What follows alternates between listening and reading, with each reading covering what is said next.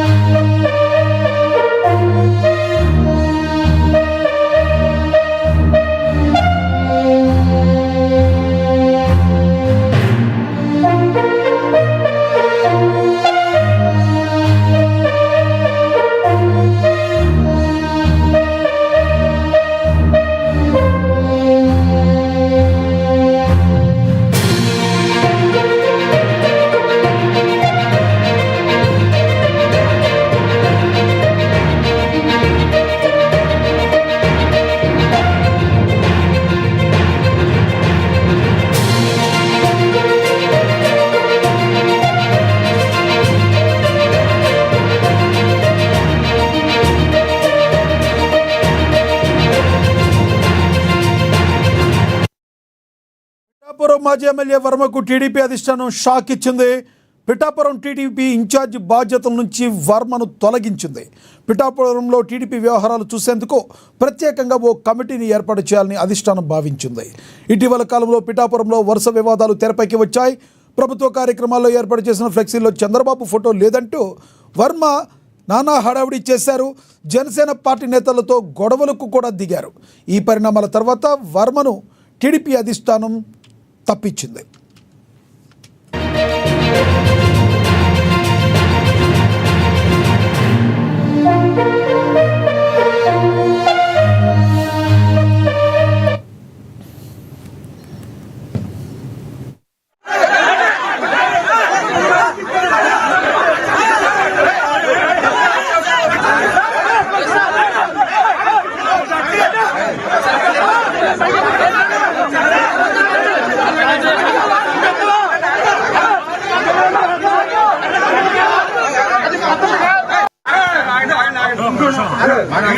నేను ఆఫీసర్ని అడుగుతున్నా.